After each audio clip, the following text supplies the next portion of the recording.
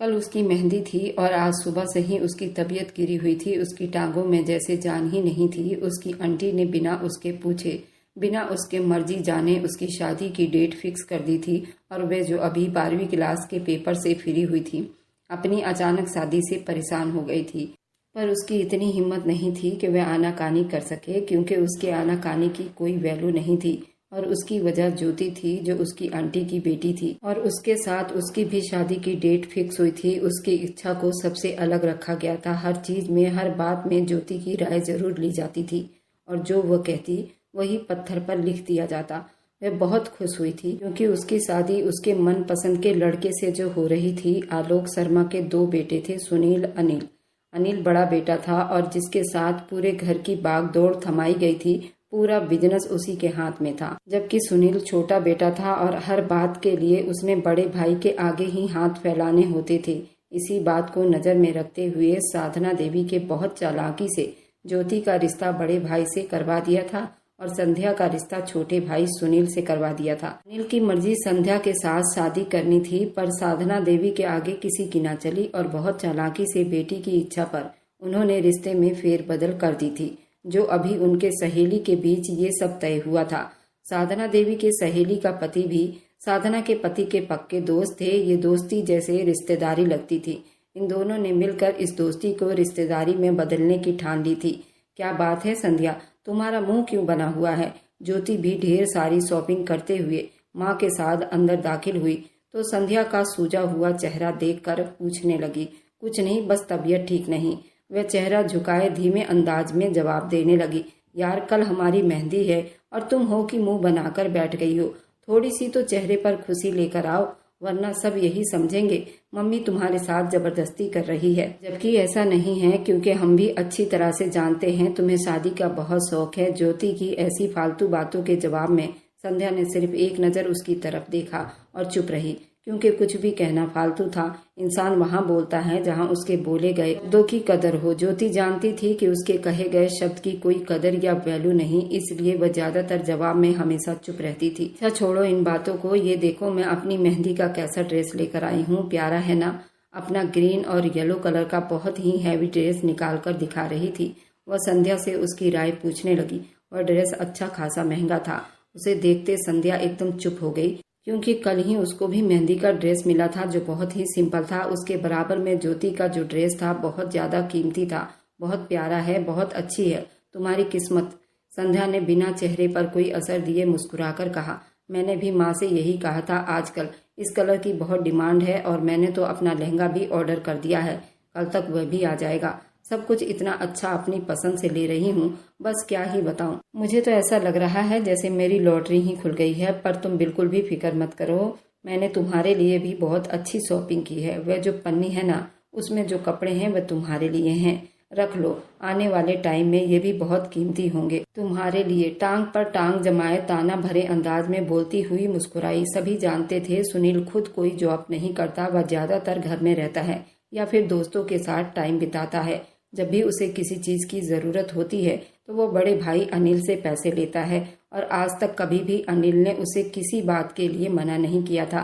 दोनों भाइयों के बीच में प्यार बहुत था, लेकिन ये प्यार कब तक चलनी थी ये तो वक्त ही तय करना था। मेहंदी लगाऊंगी मैं सजना की नाम की, कुछ न खबर मुझे अब सुबह शाम की।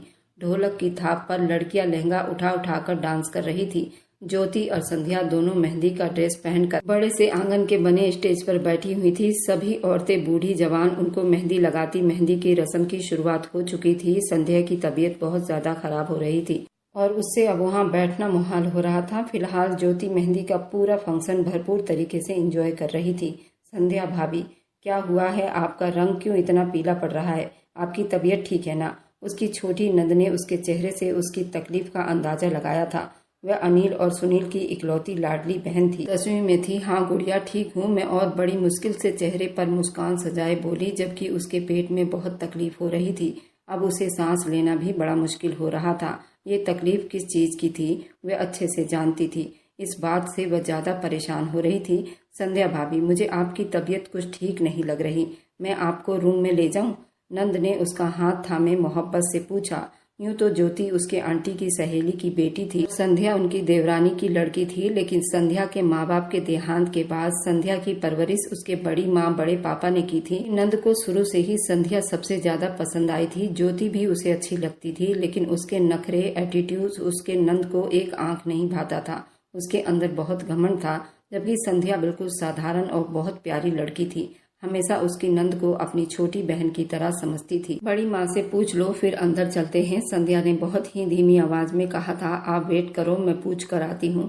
वह जल्दी साधना देवी के पास आती, संध्या की तबीयत खराब होने का बताकर उनसे परमिशन भी लेकर संध्या को वहां से उठाकर अंदर रूम में लेकर आते ही संध्या ने बेड पर बैठते गहरी सांस भरी। आप रेस्ट करो संध्या भाभी, मैं आपके लिए कुछ खाने को लाती हूँ। आपने खाना भी तो नहीं खाया अभी तक, शायद ब्लड प्रेशर लो हो गया है। उसकी नंद उसकी फिक्र करती उसे स्टेज से कमरे में ले गई तो संध्या ने उसके जाते ही जल्दी से उठते हुए बाथरूम के तरफ भागी थी। ओ मम्मी, मैं थक गई हूँ यार, सर में भी शायद बहुत दर्द है। रात के 3 बजे वह सब ही फ्री हुए थे और ज्योति की तो टांगे दर्द से दुखे जा रही थी। अरे मेरी बच्ची, कहीं तुझे नजर न लग गई हो, इतने भीड़ वाले निगाहों ने तुम्हें देखा है। मेरी बच्ची को कहीं नजर न लग जाए, सबकी बुरी नजर से बचाए तुम्हें भगवान। इतनी प्यारी लग रही थी मेरी बच्ची, साधना देवी ने ज्योति के माथे पर किस देते हुए लाड से कहा। सही कह रही हो मम्मा, और सबसे ज्यादा नजर तो साथ बैठी संध्या की ही लगी होगी। इतनी चाहत से मेरी ड्रेस को देखे जा रही थी। ज्योति बड़ी मुंह बनाकर बोली, हाँ ये तो है, मनहूस है पूरी, पैदा होते माँ बाप को खा गई। अब तुम जरा बचकर रहना, उसको अपने साथ कम ही रखना, बल्कि उस पर रोब जमा कर रखना। साधना देवी उसे अच्छी खासी पट्टियां पढ़ाने लगी थी। अरे मम्मा, आप फिक्र मत करो, ये फालतू सी लड़की मेरा क्या ही बिगाड़ लेगी। बस मेरी शादी हो जाए, कोई बखेड़ा ना खड़ा कर दे आपकी प्यारी सहेली का बेटा, लास्ट में कोई बवाल ही न मचा दे, क्योंकि तुम्हें अच्छे से पता है कि उसे संध्या पसंद है। ज्योति ने नाक बहुत चढ़ाते हुए कहा। उम्मीद तो यही है कि कुछ ऐसा वैसा नहीं होगा, लेकिन अगर कुछ ऐसा वैसा हुआ भी तो तुम्हारी माँ है ना, सब देख लेगी। मेरे पास बहुत से तरीके हैं सबको रास्ते पर लाने का। वह आंखें मटकाकर बोली। अपनी बेटी ज्योति को खुश कर गई। आने वाले टाइम से बेखबर माँ बेटी बहुत बड़े बड़े सपने सजा रही थी। आज बारात थी, कुछ देर में उन्हें पार्लर के लिए निकलना था। ज्योति और संध्या का सुबह से रो रो कर बुरा हाल था। उसकी जो सिचुएशन थी वो किसी से कह नहीं सकती थी, कोई भी तो उसको सुनने वाला नहीं था। क्या मनहूसियत फैलाई हुई है तुमने, सुबह से मुंह फुलाकर बैठी हो। तुम्हें भी तो पार्लर जाना है। मेरी बेटी ज्योति कब से तुम्हारा इंतजार कर रही है। उठो, तैयार हो जाओ, निकल जाओ, जल्दी करो, थोड़ी ही देर में सब मेहमान आना शुरू हो जाएंगे। साधना देवी अंदर आते बिस्तर पर दुबक कर लेटी संध्या को बहुत उल्टा सीधा सुना गई थी। बड़ी माँ, मेरी तबीयत ठीक नहीं, क्या मैं यहाँ घर पर तैयार हो जाऊं? वह धीरे से बोली। क्यों, सब ठीक है ना? पार्लर जाने में क्या समस्या है तुम्हें? बाद में सब ने फिर मुझे ही बातें सुनानी है। अपनी बेटी को तो पार्लर भेज दिया, जबकि उस अनाथ को घर में ही तैयार होने के लिए छोड़ दिया। तुम मेरी खूब बदनामी करवाना चाहती हो। ठीक होगा, चुप करके जाओ और वहीं पर तैयार होना, अपनी कहते हुए निकल गई, जबकि एक बार फिर से संध्या की आंखों में आंसू भर आए थे। फर्क तो अच्छा खासा कर रही थी। आज शादी का लहंगा भी उसका कुछ खास नहीं था, जबकि ज्योति का लहंगा इतना महंगा था। बस संध्या का रंग रूप था जो उसे ज्योति से बिल्कुल अलग दिखाता था। वह बहुत खूबसूरत थी। दिल पर पत्थर धरते हुए उठी। अपना सामान छोटे से बैग में रखते वह बाथरूम की तरफ बढ़ गई, क्योंकि उसकी कंडीशन बहुत खराब थी। उसके पीरियड्स का पहला दिन था और उसकी शादी की डेट रख दी गई थी। वह अपना कपड़ा सही से संभालते हुए बाहर आ गई, जहाँ ज्योति गाड़ी में पहले से बैठी थी, उसका वेट कर रही थी। भाई, अभी तो तुम्हारी शादी नहीं हुई, तुम्हारे नखरे आसमानों को छू रहे हैं। कब से मैं तुम्हारा इंतजार कर रही हूँ और तुम मैडम अब आ रही हो। ज्योति ने भी उसकी अच्छी खासी क्लास लगाई थी। ड्राइवर को चलने को कहा और खुद मोबाइल में बिजी हो गई। उसे जैसे संध्या के जवाब की ना कोई जरूरत थी ना मतलब था। उसे वह कोई जवाब नहीं चाहती थी। बारात आ चुकी थी। एक तरफ अनिल दूल्हा बनकर खड़ा था, दूसरी तरफ सुनील। वहाँ किसी तरह का कोई फर्क नहीं रखा गया था। दोनों भाइयों ने बिल्कुल सेम ब्रांडेड शेरवानी डाल रखी थी, जिसमें दोनों भाई के प्यार का खूब अंदाजा लगाया जा सकता था। शादी हॉल में दाखिल होते हुए बहुत शानदार अंदाज में दोनों भाइयों का स्वागत किया गया था। कुछ ही देर में शादी की रस्में शुरू होने वाली थी। दोनों का मंडप सजाया गया था। दोनों की ही शादी होनी थी। पंडित जी के साथ दोनों तरफ के परिवार वाले वहाँ मंडप में बैठे हुए थे। ज्योति को और संध्या को दोनों को बहुत खूबसूरती से सजाया गया था। दोनों ही बहुत खूबसूरत लग रही थी। लेकिन संध्या का रंग रूप अलग ही दिख रहा था। जब लड़कियां जयमाला के लिए संध्या को और ज्योति को लेने आई तो वहां उसकी मां साधना देवी ने अपनी चालें चल दी। वहां दुल्हनों को आपस में बदल दिया। जबकि अनिल ने संध्या को पसंद किया था और ज्योति की शादी सुनील से तय हुई थी। मंडप के दिन साधना देवी ने दोनों को चेंज कर दिया था और इस बात से अपने पति से भी बहुत लड़ाई झगड़ा कर लिया था। उसका पति इस बात को स्वीकार नहीं कर रहा था। उसने कहा कि अगर तुमने मेरी बेटी के साथ कोई भी बेईमानी की तो मैं तुमसे अभी डिवोर्स ले लूंगी। मुझे तुम्हारे साथ नहीं रहना, नहीं तो मैं जैसा कहती हूँ वैसा करो। उसका पति भी चुप नहीं रहा। दोनों के बीच बहुत लड़ाई झगड़ा होता रहा। लेकिन उस वक्त ज्योति के पिता ने अपने मुंह पर ताला लगा लिया। वह क्या कर सकता था? अपने पत्नी के आगे हार मानकर उसने भी अपने मुंह पर ताला लगा लिया। अपने भाई के अनाथ बच्ची संध्या के लिए बहुत अफसोस कर रहा था और इस धोखेबाजी के लिए भी उन्हें खुद से ही शर्मिंदगी महसूस हो रही थी। वह जो कुछ करने जा रही थी वह बहुत गलत था। अपने पति को धमकी दे गई थी। उन्हें अंदाजा नहीं था जो किस्मत में लिखा था वही होना था। इधर जो ज्योति के जमीन पैर पर नहीं थे, आज उसका सपना पल भर में टूटने जा रहा था, वह भी उसकी माँ की वजह से, क्योंकि वह अपनी माँ के कहने पर अनिल से शादी की और मोहब्बत की दावा कर रही थी, जबकि अनिल संध्या को पसंद कर गया था और ये बात उसकी माँ अच्छी तरह से जानती थी। खूबसूरती में तो दोनों एक दूसरे के टक्कर के थे। सुनील और अनिल दोनों ही बहुत हैंडसम थे। संध्या को भी अनिल ही पसंद आया था, क्योंकि उसके पसंद करने या नापसंद करने से कोई फायदा नहीं था, इसलिए वह चुप थी। इधर ज्योति अपने माँ के कहने में आकर अनिल को पसंद कर बैठी थी। माँ ने ज्योति के दिमाग में डाला था कि अनिल बड़ा है और अगर तेरी शादी बड़े के साथ हो गई तो वहाँ भी उस घर में ज्योति के ऊपर तू राज कर सकती है। यही बात ज्योति ने अपने दिमाग में भर लिया था। उसको अपनी बेटी को बड़े भाई की पत्नी बनानी थी और उसने वही किया। जब उसकी माँ ने दुल्हन को चेंज किया तो उसके पैरों तले से जमीन निकल गई थी। अपने आंसू पी रही थी। कई घंटे के बाद शादी संपन्न हुई। सबके साथ वापस अंदर आते दिखाई दिए। जब ज्योति की शादी संपन्न हो रही थी, तुम दोनों माँ बेटी जो खेल खेल रही हो, पूरे परिवार की इज्जत की धज्जियां उड़ा सकती है, इसलिए सोच समझकर फैसला लेना। शादी से पहले उसके पिता ने बेटी को दबे शब्दों में बोलते हुए उसके चेहरे पर घूंघट वापस उड़ा दिया। शादी संपन्न हुई, पल में सपने कैसे टूटते हैं ये जाना ज्योति ने। अहंकार और घमंड का मीनार कैसे टूटता है ये जाना ज्योति ने। किस्मत कैसे पलटा खाती है ये समझा ज्योति ने। किस्मत से लड़ने वालों के हाथ कुछ नहीं आता ये जाना ज्योति ने। स्वीकार है, अपने फेरे लेते हुए वह सब कुछ स्वीकार कर गई थी। वह कभी ये सब स्वीकार न करती। सिर्फ अपने माँ के लिए उसने ये कदम उठाया था। उसने ये शादी स्वीकार कर लिया था, लेकिन सिर्फ जुबान से वह दिल ही दिल में कसम खा रही थी वह सुनील को कभी भी अपना पति स्वीकार नहीं करेगी। बधाई हो, बधाई हो। अचानक से सब तरफ से बधाई के बौछार टूट रहे थे। ख्यालों से चौंकी। सामने ही ज्योति बैठी थोड़ा थोड़ा शर्मा रही थी, लेकिन उसके चेहरे पर तकलीफ के असर भी दिखाई दे रहे थे। संध्या उसके चेहरे पर फैले दर्द का असर न समझ पाई। बाहर खाना शुरू हो चुका था। दोनों दुल्हनों को एक साथ बाहर ले जाया गया था। सुनील को ज्योति के बगल में बिठाया गया था, जबकि अनिल को संध्या के बगल में बिठाया गया था। ये दोनों दूल्हे की इच्छा थी कि वह अपनी अपनी दुल्हनों को वहीं स्टेज पर देख ले, उसके बाद विदाई होगी। ये पल किसी भी लड़की की जिंदगी में बहुत खास दर्द भरे पल होते हैं। संध्या अपने बड़े पापा से मिलती अपनी बड़ी मम्मी के तरफ मुड़ी। उन्होंने उसे वहीं पर रोक दिया। वह जालीदार घूंघट से उन्हें देखती रह गई। आंखों से अनगिनत आंसू बह निकले थे। साधना देवी अपनी बेटी ज्योति को सीने से लगाए तो संध्या ने अपने कदम पीछे हटा लिए थे। उसके पीठ के पीछे खड़े दूल्हे के सीने से जा लगी थी। झट से पलटकर देखना चाहा तो अनिल को देखती हथेली पर धड़कता दिल महसूस कर गई थी। वह बिल्कुल उसके पीछे ही तो खड़ा था। जिन नजरों से उसे देख रहा था वह अपनी पलकें झुका गई। विदाई हो गई। सभी मेहमान जा चुके थे। साधना देवी के दिल में आग सी लगी थी। उनका बस नहीं चल रहा था वह सब कुछ तहस नहस कर दे। क्या कुछ नहीं सोचा था उन्होंने। सब कुछ बर्बाद हो गया था। उनकी बेटी की किस्मत उनके पति ने खराब कर दी थी। एक ऐसे आदमी से उसकी शादी करवा दी जो भाई के टुकड़ों पर पलता था। कैसे बाप थे, बेटी के भविष्य तक का न सोचा और सब कुछ सत्यानाश करके रख दिया। लेकिन इस वक्त वह बिल्कुल चुप थे। एक ऐसी चुप्पी जो तूफान से पहले की होती है। अनिल और सुनील दोनों दुल्हनों का स्वागत बहुत ही शानदार तरीके से किया गया था। सुनील चलते चलते अपने पत्नी के दुपट्टे को संभाला था। ज्योति को बहुत मुश्किल लगा था। इधर संध्या की तबीयत भी अच्छी खासी खराब थी। जिस पर वह ज्यादा अपसेट थी। शादी के वक्त माँ बाप अपने बच्चों का हर तरफ से ख्याल रखते हैं, उनकी तबीयत को नजर में रखते हुए शादी की डेट फिक्स करते हैं, लेकिन यहाँ तो किसी ने नहीं पूछा और किसी ने कुछ बताया तक नहीं, ना जरूरी समझा।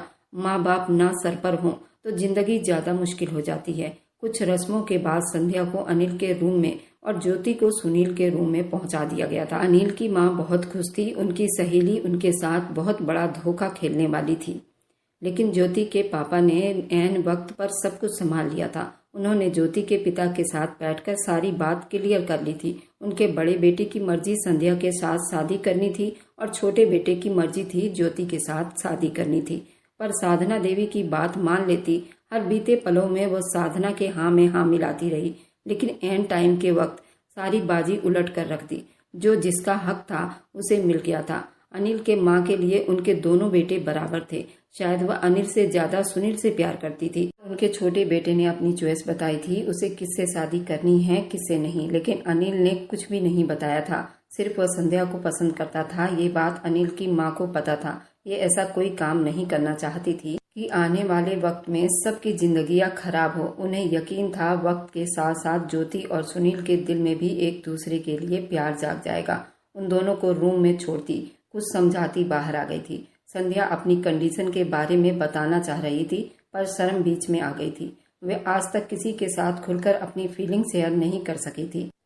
किसके साथ करती भला? कौन थे उसका दिल का हाल सुनने वाला? अनिल के कमरे में सेज पर बैठी अनिल का इंतजार कर रही थी। उफ मेरे भगवान, मैं क्या करूं? शादी की पहली रात ही मुझे पीरियड्स आ गए हैं। क्या सोचेंगे वो? उन्हें कैसे बताऊंगी? उन्हें खुद ब खुद पता चल जाना था। संध्या के हाथ पैर ठंडे होने लगे थे। उसे अपनी कंडीशन की फिक्र थी। सिर्फ ये भुलाए बैठी थी कि उसकी शादी तो सुनील से होने वाली थी, पर अनिल से कैसे हो गई? उसे इस बात से कोई फर्क नहीं पड़ रहा था, जबकि दूसरी तरफ ज्योति का रो रो कर बुरा हाल था। उसके किस्मत में भगवान ने एक ऐसे आदमी को लिख दिया था जो निखट्टू और निखम्मा था, जिसे खुद भी सारी जिंदगी भाई के टुकड़ों पर अय्यासी की थी और अब उसको भी मांगने पर मजबूर करना था। किस्मतों के खेल थे सारे, लेकिन ज्योति कितना लड़ती है अपनी किस्मत से, ये तो अब वक्त ने तय करना था। बड़ों के बीच क्या क्या हुआ अनिल और सुनील ये बात दोनों नहीं जानते थे। ना ही अनिल की माँ ने उन्हें ये सब पता लगने दिया था। अनिल रूम में दाखिल हुआ तो वह छुई मुई उसके बिस्तर पर पूरे हक से विराजमान थी। अनिल के चेहरे को एक भरपूर मुस्कान ने छुआ। जिस लड़की को वो चाहा था उसी लड़की को भगवान ने उसके किस्मत में लिख दिया था। वह खुश ना होता तो और क्या करता। बिना किसी जालिम समाज के उसे उसकी मोहब्बत मिल गई थी। हाँ, वह संध्या से चुप से मोहब्बत करता था। वह अपने शर्म के खोल में बंद रहने वाला बंदा था। अपनी फीलिंग किसी के साथ शेयर नहीं करता था और उसकी दुल्हन भी उस जैसे ही मिल गई थी। वह अपनी क्रीम कलर के शेरवानी उतार कर एक तरफ रखता, अपने शर्ट के कफ को ऊपर उठाता, उसे कनखियों से देखता, फोल्ड करता, संध्या के पास बिस्तर पर जा बैठा। वह जो घूंघट निकाले बैठी थी, अनिल को अपने बहुत करीब बैठा देखकर पीछे की तरफ होती सिमट गई थी। उसका ये अंदाज अनिल को मुस्कुराने पर मजबूर कर गया था। वह उसे 8 साल छोटी थी। अभी हाल ही में उसने 12वीं पास की थी। नाजुक सी छोटी सी मोम सी गुड़िया लगती थी। अनिल ने आगे होते उसका घूंघट उठाया। एक पल को हैरान सा रह गया था। देखा तो वहाँ स्टेज पर भी था, लेकिन वहाँ शर्म की वजह से उसे इतना नहीं देख पाया था। उसे लगा दुनिया की सारी खूबसूरती उस एक लड़की पर आकर खत्म हो गई है। हे भगवान, बेकाबू उसके होंठों से वाह वाह निकला। संध्या ने अपनी कांपती पलकें झुकाई। वह भी कम नहीं था। संध्या ने उसको देखा। वह किसी देवता से कम नहीं लगा, जिसे भगवान ने पल में उसके किस्मत में लिख दिया था। अनिल की नजरों को वह सहम कर देख रही थी। उसने पलकें झुका ली। उसका दिल बहुत ही जोरों से धड़क रहा था। यूं लग रहा था जैसे उछलकर हलक में आ जाएगा। अनिल ने उसका हाथ थामा तो उसे महसूस हुआ वह बहुत ठंडी पड़ रही थी। लग रहा है आपकी तबीयत ठीक नहीं। वह एकदम फिक्र में होता हुआ अनिल के सवाल पर वह फिर से उसे देखने लगी। क्या दुनिया में कोई ऐसा आदमी भी है जिसे उसकी तकलीफ महसूस हुई हो? तकलीफ में तो वह कल से थी, लेकिन किसी ने भी उस पर ध्यान न दिया। पीरियड्स के दिनों में वो यूं ही तकलीफ से तड़प जाया करती थी, लेकिन कोई भी उसको पूछने वाला नहीं था। वहीं पर बड़ी माँ अपनी बेटी के पीरियड्स के दिनों में खास ख्याल रखती थी। उसे बहुत कुछ ऐसा खाने को बनाकर देती जो उसके लिए फायदेमंद होती। टोटके करती थी और ज्यादा नखरे उठवाती। 7 से 10 दिन तक वह बिस्तर से उठती नहीं थी। बेड रेस्ट किया करती थी। यहाँ तक कि उठकर पानी पीना भी उसके लिए मुश्किल हो जाता था। ऐसे क्या देख रही हो? मुझे आपकी तबीयत ठीक नहीं लग रही, पर आपको बुखार तो नहीं है? फिर जिस्म इतना ठंडा क्यों हुआ? आपका ब्लड प्रेशर लो तो नहीं? 1 मिनट दो, मैं आपके लिए कुछ खाने को लाता हूँ। वह उसका माथा चेक करता जल्दी से उठा था। संध्या के पास तो इतनी हिम्मत भी नहीं बची थी कि वह उसे कुछ कहती या रोकती। बस एक टक उसे देखती चली गई, जो कमरे से बाहर निकल गया था बिना किसी चीज की परवाह किए। घर में मेहमान भी ठहरे थे। सीधा किचन की तरफ जाता नौकरानी से खाना रूम में लाने को बोला। वापस पलटा, नौकरानी उसके कहने पर जल्दी से खाना तैयार करने लगी। अनिल रूम में आया तो संध्या को रोते हुए पाया। अरे क्या हुआ, क्यों रो रही हो? वह उसके पास आते उसका हाथ थाम गया। आप मुझे। उसको अपनी कंडीशन अनिल को बताना बड़ा मुश्किल लग रहा था। कैसे वह अपनी तकलीफ के बारे में उसे बताती कि आज की रात वह उसके पास न आए। वह उस सिचुएशन में नहीं। इतने में नौकरानी खाने की ट्रे लिए दरवाजा नॉक करती रूम में आई थी। ट्रे को वहीं टेबल पर रखते वह अनिल के तरफ मुड़ी। भाई और कुछ चाहिए? रानी काफी छोटी लड़की थी के साथ उनके घर में काम के लिए अक्सर ही आ जाती थी। अनिल ने उसे पढ़ाई का भी बोल रखा था, सारा खर्च भी उठा रहा था। वह अनिल को भाई कहा करती थी। अनिल को उसका भाई कहना अच्छा लगता था। नहीं रानी, आप जाओ। वह नौकरानी को भी इज्जत से बुलाता था। उसका शब्द बहुत मीठा होता था। जितना वह खूबसूरत था, उससे कहीं ज्यादा वह नरम मिजाज था। उसकी नरम तबीयत के चर्चे पूरे परिवार में भी और बाहर भी थे। वह बहुत सुलझा हुआ और उस खानदान का सबसे खूबसूरत लड़का था। कम तो सुनील भी नहीं था, पर वह बहुत जिद्दी और अकड़ू मिजाज का और अपनी मर्जी का मालिक था। भगवान की करनी उसे पत्नी भी अपने जैसी मिली थी। उन दोनों का टक्कर होने पर कौन सा तूफान आने वाला था, ये तो अब आने वाला पल ही तय करता। उसे जबरदस्ती थोड़ा सा खाना खिलाता। ट्रे वापस भिजवा चुका था। अनिल उसका हाथ थामे उसे ड्रेसिंग के पास ले गया। वह अभी भी कांप रही थी। उसके सर से भारी भरकम दुपट्टा उतारा तो उसका पूरा बदन अनिल के सामने दिखाई दिया। उसका गोरा बदन, तरासा हुआ फिगर, खूबसूरत चेहरा। अनिल के दिल की धड़कन बढ़ गई थी, लेकिन फिलहाल वह अपने जज्बात को बांध रखा था। उसका जेवर उतारने में उसकी मदद करने लगा। आप चाहें तो ड्रेसिंग रूम में जाकर चेंज कर ले। मुझे नहीं लगता आप इस कपड़ों में कंफर्टेबल हैं। वह उसके सूजे हुए चेहरे की तरफ देखता। उसे खुले दिल से ऑफर कर गया था तो वह हाँ में सिर हिलाती ड्रेसिंग रूम में घुस गई। उसकी शर्म हया झिझक महसूस करते अनिल मुस्कुराया था। वह अपना भी ड्रेस उठाता बाथरूम में घुस गया था। उस वक्त उसे बहुत गर्मी लग रही थी और उसे नहाना था। जब सुनील रूम में दाखिल हुआ था, ज्योति अपना लहंगा चेंज करती बिस्तर पर सो गई थी। कंबल खुद पर ओढ़े हुए थी। उसका ये अंदाज देखते सुनील के माथे पर गहरे पल पड़े थे। वह गुस्से से भरा चेहरा लिए अंदर आता दरवाजा लॉक कर गया था। अपनी शेरवानी को गुस्से से उतारता एक तरफ फेंकता, अगले ही पल अपनी कमीज भी उतारकर दूर फेंक गया था। ज्योति का ये एक्ट उसे बहुत ही बुरा लग गया था। हर दूल्हे की तरह उसके भी कुछ अरमान थे अपने दुल्हन को जी भरकर देखने का, पर उसने ज्योति को दुल्हन के लहंगे में उसका इंतजार करते नहीं पाया। उसे बहुत गुस्सा आया था। वहां स्टेज पर थोड़ा बहुत देखा था, दोस्तों में लग गया था। अपनी दुल्हन को देखने की चाह में रूम में आया तो उसका ये एटीट्यूड उसे गुस्सा दिला गया था। आगे बढ़कर उस पर से कंबल हटाता दूर फेंक चुका था। ये क्या बदतमीजी है? बदतमीज इंसान। वो बहुत बुरे अंदाज में उस पर चिल्लाई थी, जिस पर सुनील के दिमाग की नसें उभरी थी। तुम्हारा दिमाग ठीक है? ये किस तरह की बदतमीजी है? तुम्हें बोलना भी नहीं आता? सुनील ने उसे बाजू से थामे अपनी तरफ खींचा। वही जो तुम मुझसे उम्मीद कर रहे थे। छोड़ो मेरा हाथ। ज्योति उस पर बदतमीजी से चिल्ला रही थी। चुप हो जाओ, आवाज ना आए बाहर तुम्हारी। वह इस तरह ऊंची आवाज में चिल्लाया कि दीवारें कांप उठी थी। वह तो भगवान की कृपा थी कमरे से बाहर आवाज नहीं जाना था, वरना उसकी चीख जरूर बाहर जाती। चुप हो जाओ, वह अब की बार धीमे शब्दों में बोली तो सुनील गुस्से से मुस्कुराया। दुल्हन बनने का तो बहुत शौक था। क्या तुम्हारी माँ ने आज की रात के लिए कुछ सिखाया नहीं? वह साफ साफ शब्दों में उससे बात कर रहा था।